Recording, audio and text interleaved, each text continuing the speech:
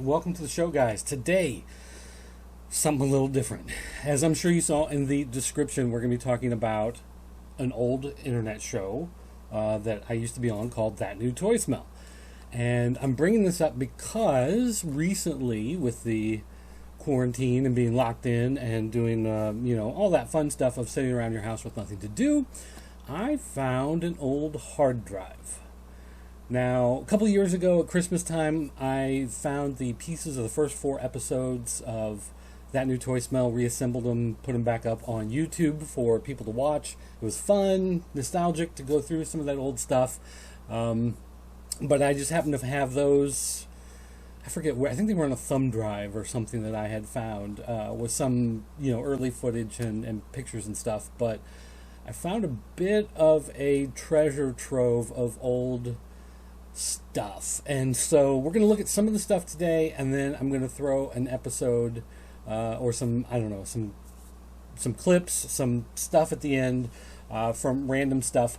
Basically, we started doing That New Toy Smell, I believe it was 2008. Is that right? Yeah, I think so. And in 2008, the internet was not the way it is now. So back in those days, YouTube had a 10-minute time limit.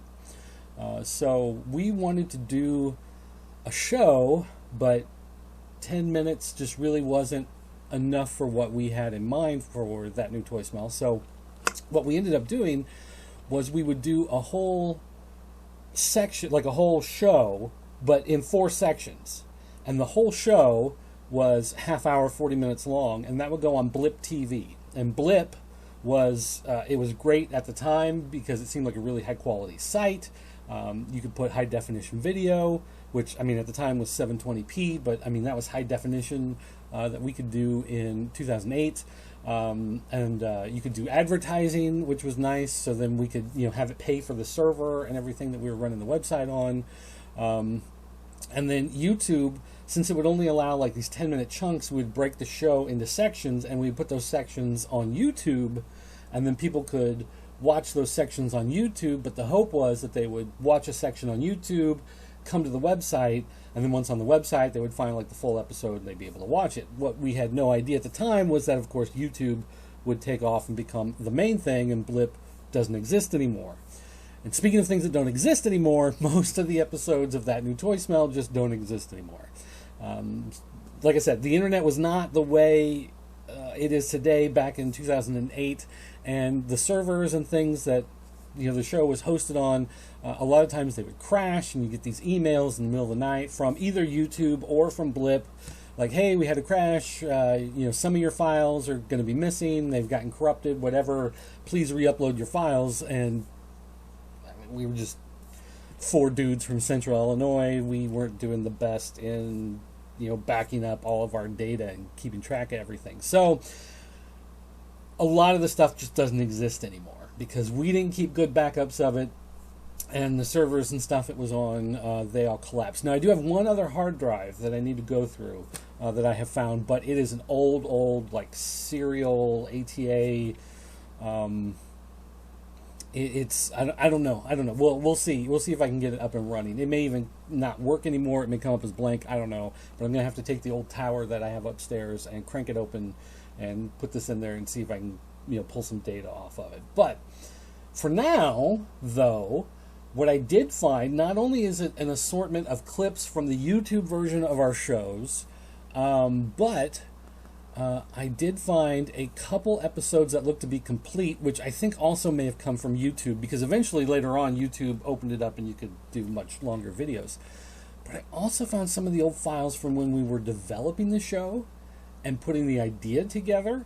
And so I thought I might share some of that stuff early on, starting here with the That New Toy Smell logo. Now, this is the original logo. People who were fans of the show, you probably recognize that. And that's what it looked like.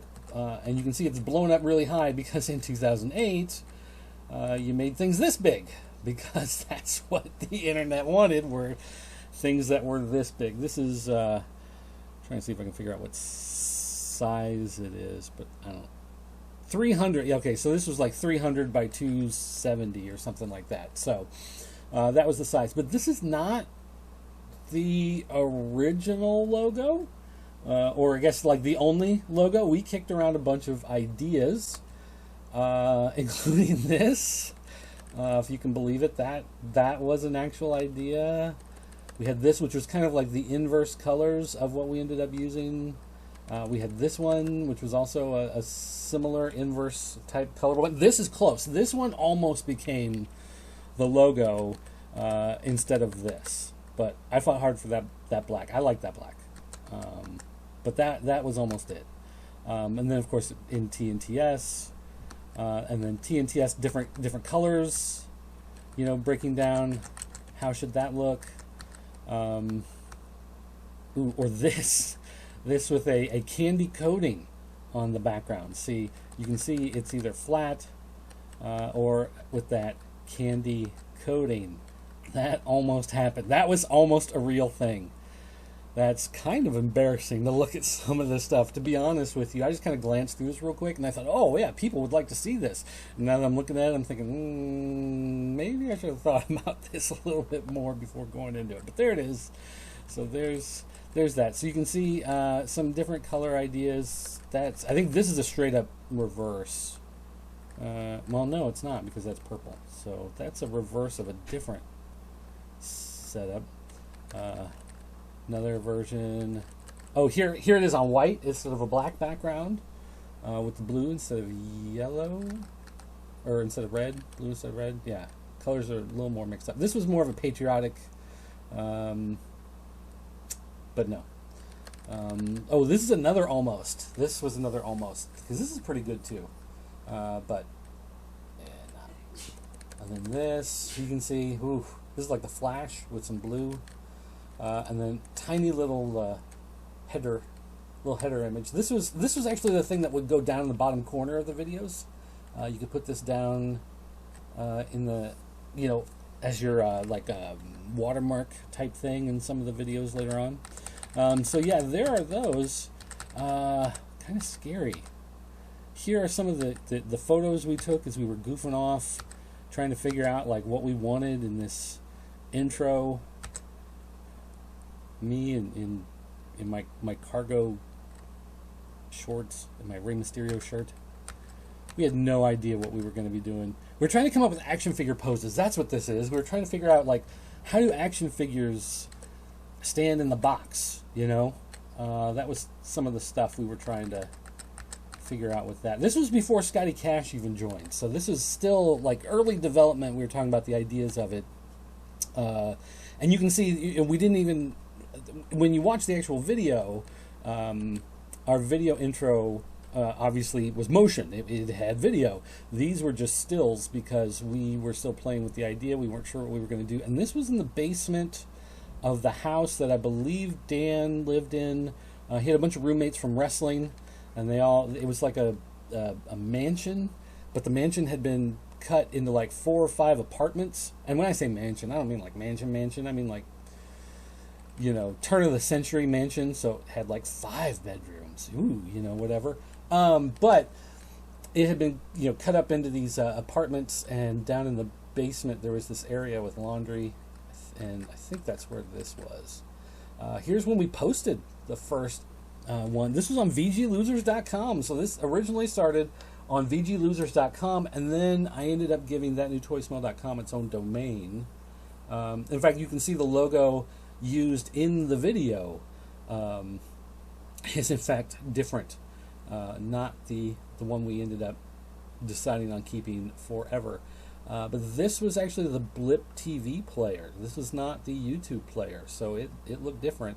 Talking Toys Productions was what Dan called his thing. And I said, hey, you should get Wind Up Chattering Teeth and use that as your thing. And he did.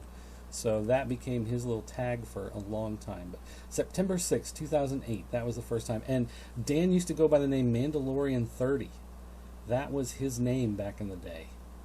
He used to do a lot of videos for VGLosers.com under the name Mandalorian 30, but he switched to using the name Pixel Dan right before we went to that new toy smell.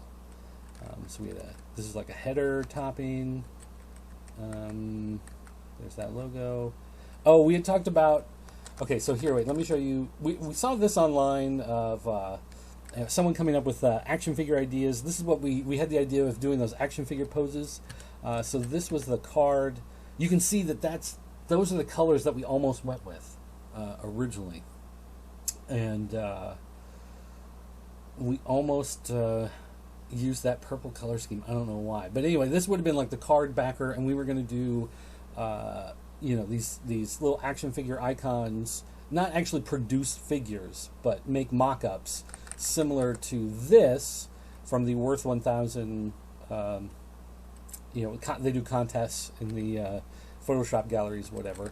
This was the backer card idea that we had, and so then we had those photographs for doing the different figures of us that would be on there. Man, very, very different time. Very different time indeed. Oy. Oy. Whew. Kind of rough looking at some of that stuff. Eek. Oof. Whew. Who thought that was a good idea? I'm trying to think what else. I found this drive has a bunch of old stuff. If you remember early on, will this show? No. Oh, there it goes. It came from a movie license. That's what Duvall ended up doing in the first episode, talking about the Alien toys. So that was something available on there. Yeah, so this, I mean, I happened to open up this folder and I just saw like, oh, there's a whole bunch of photos on here, and videos and stuff. So what I'm going to do, some of these videos I can't, when I did episodes 1, 2, 3, and 4, and I packaged them and uploaded them. It was 2018. It was Christmas of 2018, now that I think about it, because it was 10 years. Though I had all those pieces, so I was able to put them together. Looking through this hard drive, I've got stuff scattered in different folders. Like apparently I used this hard drive, this external hard drive, as a backup from a bunch of different computers and laptops and whatever. So going through it, I'm finding a lot of videos and some footage, like behind the scenes footage, like outtakes and whatever. But some of the stuff is really poor quality. 2008, 2009, we really had no idea what we were doing. Some of the stuff has a lot of like scan lines in the video. Some of the stuff is the wrong aspect ratio. Sound is really bad. You can hear, like electronic feedback in some of the microphones, because back then it was hard to try to figure out how to hook up the microphones into the cameras and get everything to work just right with all the stuff we were cobbling together. Some of the episodes, like I can find part 1, 2, and 4, or I can find just part 2 of some of them, or some of them I can find the whole thing pushed together, but not the individual chunks. So somehow over the next few days, I'm going to go through all this stuff and I'm going to piece some of it back together and re-upload these into different episodes. I'm going to try to, if I take a whole episode, if I find a whole one that's complete, a whole episode, I will just upload it, as it is, without making any changes. But with these ones that are the different chunks, I'll probably pop in some way so that people seeing these for the first time who have no idea what they're looking at, try to explain where they came from, what date they were made, and how they kind of fit together. But boy, this is... Oh, you know what? There was something on here I ran into the other day, or ran into earlier, if I can find it. We had... I had forgotten this, but originally, when we were doing these episodes, when we released them, we released wallpapers. I don't know if anybody remember this. We had wallpapers that went along with the episodes that we would make available for download. so people could show that they were fans of the show. I don't know. I don't know why we did it. It was just one of those things. Download the bonus wallpaper because we're doing you a favor because we're so awesome. Of course, now I don't know where I'm at. I'm trying to navigate through this hard drive. Here we go. And of course, these are all saved. I did everything back in those days in PaintShop Pro, and luckily I saved the PaintShop Pro files because they're a high quality, file, like a PSD Photoshop type thing, but nothing else can read them except PaintShop Pro. So then you got to launch PaintShop Pro. So I'm going to try to do it while this thing's recording. So hopefully this doesn't hang or jump too much while I'm pulling this up, and then try to do a screen share if we can. Oh, we got missing fonts. Okay, apply your missing fonts. Oh, you know what? I can just save this. Save it. See, this is the type of stuff you should do in advance, right? So you're not just sitting here watching me goof off on my computer. Aliens episode wallpaper JPEG. Yes. Yes, the limitations, the file format, got it. Okay, so then now, where did it save it? Right there. Boom. Picasa. There it is. Yes. So this was from the episode I was just talking about a few minutes ago. It came from Movie License. This was the wallpaper that you could have downloaded for That New Toy Smell, advertising the show with free wallpaper. See how much we like you guys. And yeah, I made these. I don't know why I made them, other than the fact that it was just one of those things where, like, we were just all so excited for the show and we wanted to do something. We did an episode on wrestling toys with Scotty Cash's collection of Hulk Hogan figures, so I have those. I have that wallpaper on here somewhere. And again, this is a hard drive that's just full of random folders, going deep, with weird stuff. I mean, okay, so like some of this stuff, I understand why I still have it because we worked on it, whatever. But it's like this is when I was at a wrestling show as the Professor Philip H. Dempsey. That's my other alter ego, and they were raffling off this little motorcycle. And you can see the volunteers at the table back there doing the giveaway. And I decided to hop on, and someone snapped a picture. I think it was Ben Danner snapped a picture of me on that little motorcycle, and he called it a hog on a hog. Thanks, Benz. Real nice. Real nice. But some of the other stuff on here, it's like, why do I have pictures of some of this stuff? I'm trying to remember. And anyway, I'm just falling into a memory hole here, going through this old stuff. But yeah, so just a brief introduction. So That New Toy Smell, it started out with, I got a call from Jason Duvall one night, and he said, hey, I have this idea for this internet show about toys where we talk about toys and we do reviews of old toys, and we can talk about the news of new toys coming out and all this kind of stuff, and would you be interested in doing something with that? And I was like, yeah, sure, that sounds like a great idea, cool.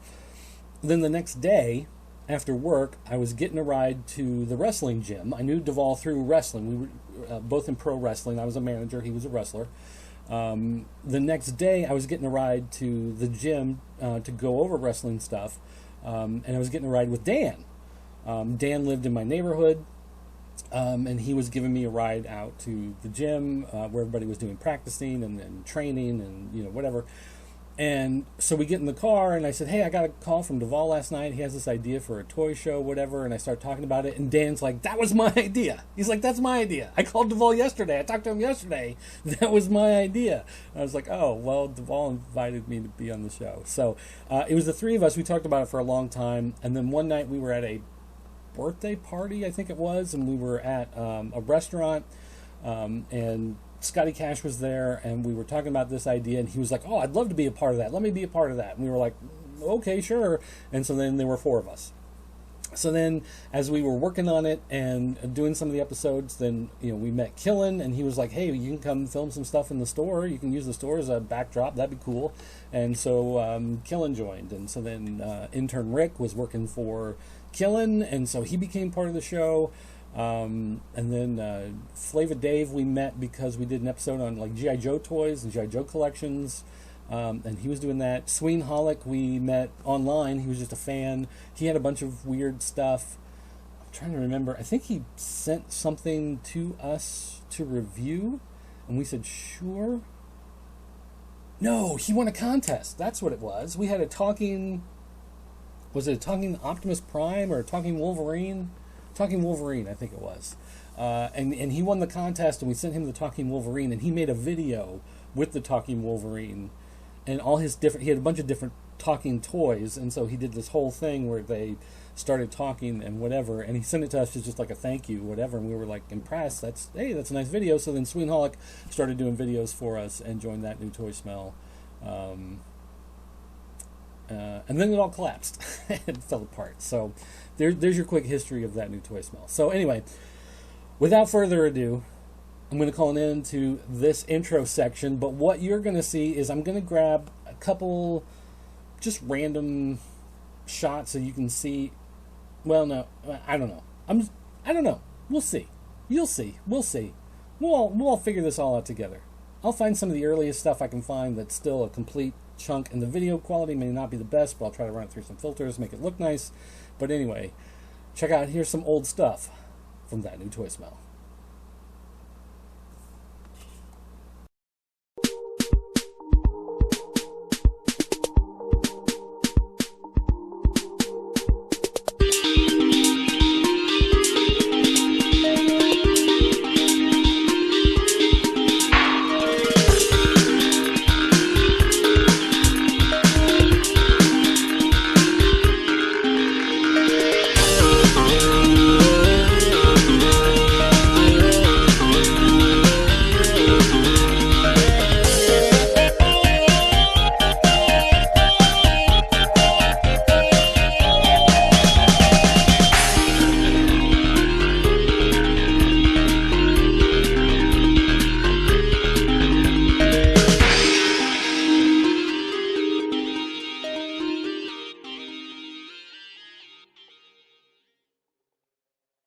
Ladies and gentlemen, it's 2009, and this is episode 5 of That New Toy Smell. That's right, episode 5. Wow. And this is a very special episode. That's right. This month, we are celebrating the relaunch of one of the greatest toy lines of all time in cooperation with He-Man.org, one of the biggest and coolest collector sites on the web for He-Man and the Masters Universe. We bring you an entire 4 weeks of episodes, not 3, 4 weeks of episodes, all about these guys. That's right, He-Man and the Masters of the Universe. Seriously, what's cooler than that? Nothing. I mean, that pretty much defines my childhood right there.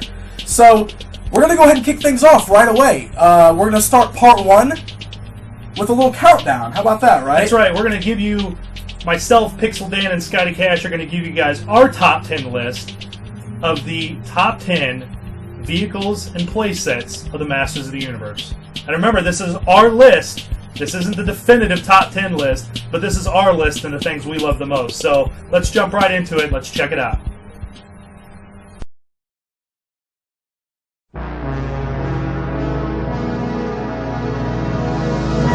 There is no question that Masters of the Universe has brought us some seriously cool action figures.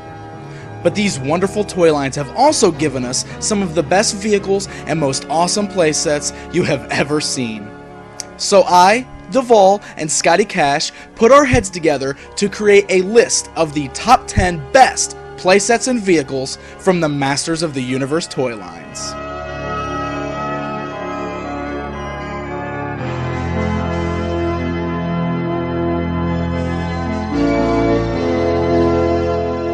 Now, let me tell you, this was not an easy task.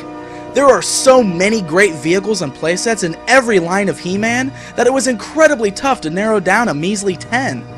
Therefore, this by no means is to be taken as an official list. So don't take it too seriously, it's all in fun. Everyone's gonna have their own favorites. In fact, we would encourage you to come up with your own top 10 list after watching ours. So with that being said, let's jump right in. Number 10, Eternia. Eternia is like one of those holy grails of your toy collection. It's such an amazing playset, and it's so big. In fact, a lot of you are probably wondering why it didn't make our number 1. Well, the answer's simple. None of us ever owned this playset or had any friends who probably did. It's so big and expensive, and we could never convince our parents to buy it for us. In fact, to this day, I've only seen Eternia once in person, so Eternia makes our list at number 10. Number 9, the Dragon Walker. This is the one vehicle that everyone has in their mind when they think of classic He-Man rides. Yeah, that's right, I said He-Man rides. That's how He-Man rolls. Why?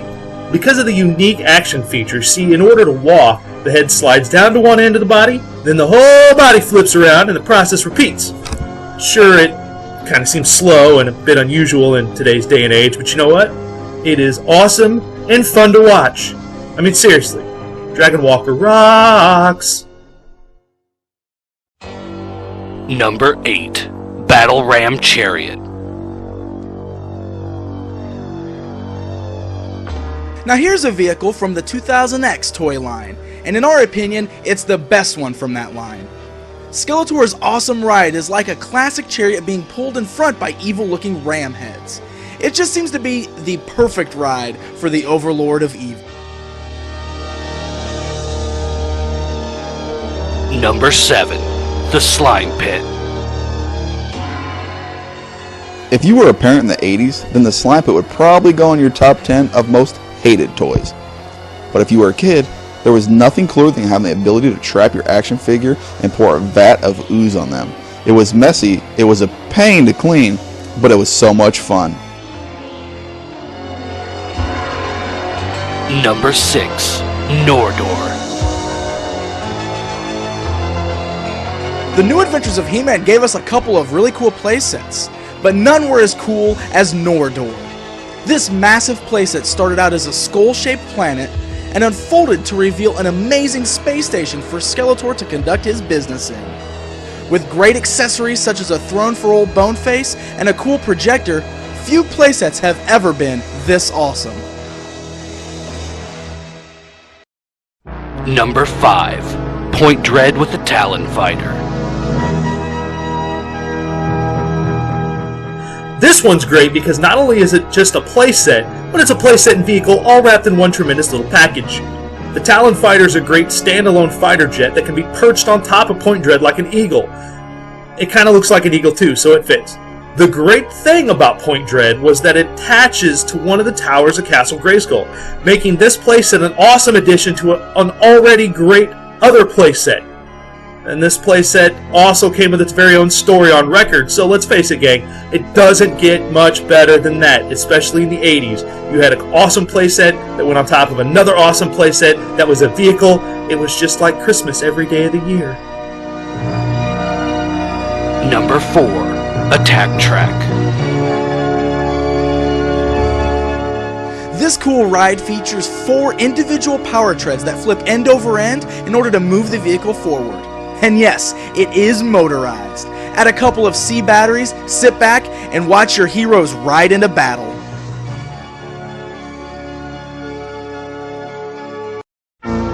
Number 3, Snake Mountain.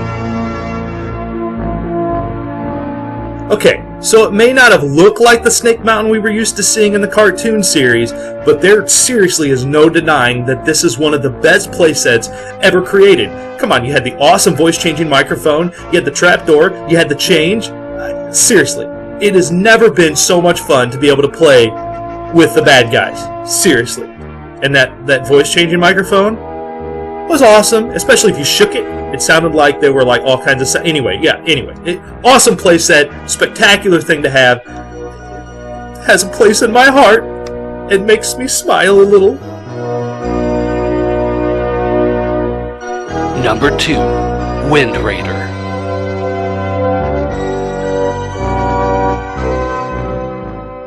Now, in our opinion, the Wind Raider is by far the best vehicle, hands down. Not only did it appear in almost every He-Man episode, it was in every adventure you made in your toy room and in your mom's kitchen. It was one of only a few He-Man vehicles that could fly, of course using your imagination, and it also had the awesome winch in front that got many of Masters out of a sticky jam. Number 1. Castle Grayskull. Okay, so you probably saw this one coming. But are we wrong here? There is by far no cooler playset than Castle Grayskull. This is what it's all about right here, the very thing that He-Man is trying to protect. And just look at it, it's such a masterpiece. And you've got to love all of the fun little action features, such as using the power sword to unlock the drawbridge, and turning the throne to open that trapdoor. This is one playset that always seemed to bring all of your Masters of the Universe figures to life, and made for some really great adventures. That is why we couldn't put anything else in the number 1 slot.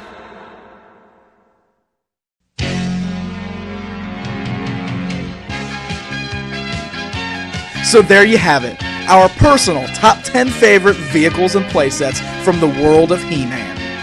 It may not be the same as your list, but hopefully it at least reminded you of all of the wonderful toys that were given to us because of Masters of the Universe.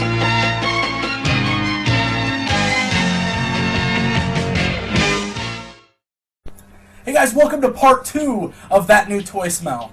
Today, I'm going to sit down with my buddy Scotty Cash, and we're going to play the Masters of the Universe board game from the 1980s. You guys remember that? No?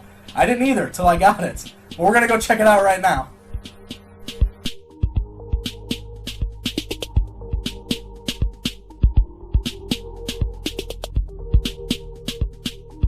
Hey guys, I'm Pixel Dan, Scotty Cash. and we're going to play the Masters of the Universe board game. You ready? Yes, we are. Yeah, I'm ready. I'm ready to win. I'm ready to win. Well, I said it first. That means I'm ready to win more. Alright, whatever, fine. Pick your piece. Yeah, obviously a He-Man. Go ahead, start the game. But I'm going to be He-Man. I'm going to be He-Man. 1, 2, 3, He-Man. Nah, wait. No. Paper, rock, scissors. Paper, rock, scissors. Okay. I want to be Skeletor anyway. That's fine. So I'm going to be Skeletor. Paper, rock, scissors, Skeletor. What? I'm just kidding. I'm He-Man. Oh, okay. Skeletor. I'm Skeletor. In the 80s, when a franchise like Masters of the Universe was popular, it wasn't uncommon to receive an accompanying board game. In 1983, we were given the Masters of the Universe 3D action game. So let's start by taking a look at the outside of the box.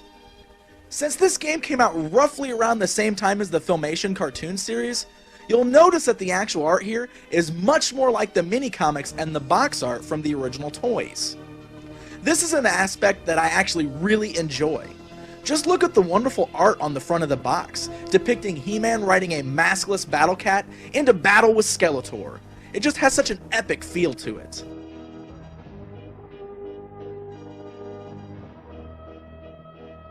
You'll notice that the box is recommended for 2 to 6 players, and is for ages 5 to 10. So according to the box, Scotty and I might be a little too old to enjoy this game, but that's not gonna stop us. Upon opening the box, you find the playing board, which is made of a blue plastic and features several squares on top filled with some really great artwork. Now the 3D element comes from the plastic piece that fits over the top, that is meant to rotate the pieces around. So really, there's nothing too 3D about this game. At least, not in the sense that there's anything popping out at you, and there's certainly no funny glasses required to play. Now you'll notice that the plastic piece that sits on top is a bit yellowed from age. I'm willing to bet that most of these games that are still in existence are going to have this issue. Taking it off the board for a moment to take a look at some of the squares is really great. Like I mentioned, the artwork here is really cool. Although you do run into a few silly squares, such as this one with He-Man fighting a woolly mammoth, or He-Man hitching a ride on the back of a battle ram that's driven by Skeletor. Even so, I love the art featured here, and that alone almost makes it worth owning this game. Now let's take a look at the playing pieces. You get 6 total characters: He-Man, Teela, Man-at-Arms, Skeletor, Merman, and Beastman. Each piece is just a cardboard cutout with a colored plastic piece to keep them standing. Blue for the good guys, and red for the bad guys. You're also given a spinner, which you use to determine the amount of spaces you move on each turn. Alright, so let's play the game. Really, the instructions are pretty simplistic here. Both players start at the top left of the board and move across to the right, then drop down to the next row and proceed to the left. You follow this pattern all the way down to the bottom right corner, which is where Castle Grayskull lies. The first player to reach Castle Grayskull is the winner. 1, 2... Look, I'm catching up. Skeletor is gonna win. Is it? He-Man doesn't always win. Quick, bust an alien!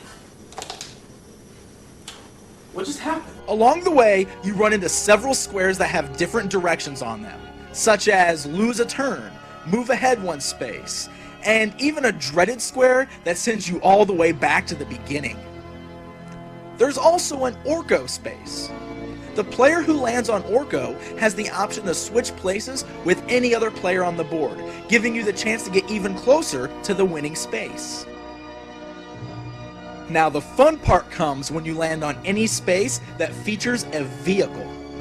When this happens, the plastic piece on the board is then rotated a quarter turn clockwise, which causes everyone's piece to now be on an entirely new space.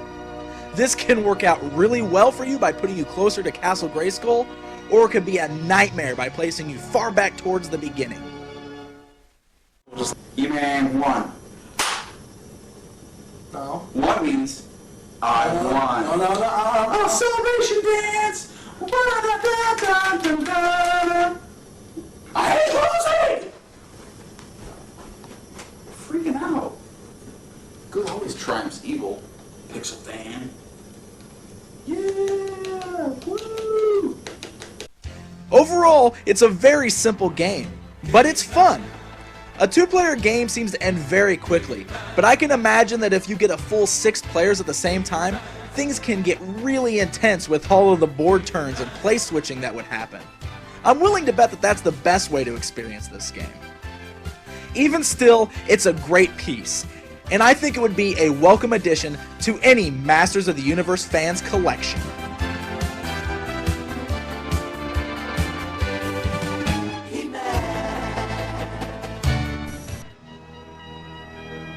On today's episode, Pixel Dan got very frustrated when he lost the game. He also did some name calling. Names can really hurt people's feelings, and that's not okay. But you know what is okay? It's all right to lose. As a matter of fact, it can be healthy in some sense.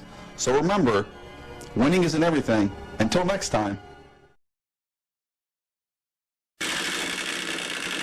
Toy Talk! We rolling? I think so.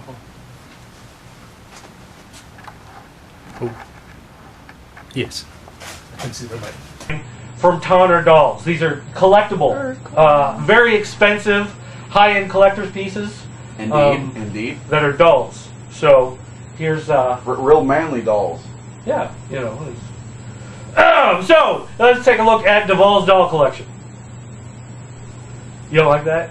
No. Remember, we've got to stay on good working, like good business relations with Tonner. Let's so redo it, and when you say dolls, I'll say they're dolls, but they're cool dolls. yes, please. And then I'll lose all the points I've ever earned. Yes, let's make Tonner happy. Action. Both of them. No, you want to make Tanner. Tanner? Tanner. As long as Tanner's happy, we're all fine. Whenever you're ready. say you just shot that guy in the nuts? Oh, I want to shoot someone in the nuts. Salad's a little less doughy. Very good still. Diet Coke. Pepsi, sorry. Right on par.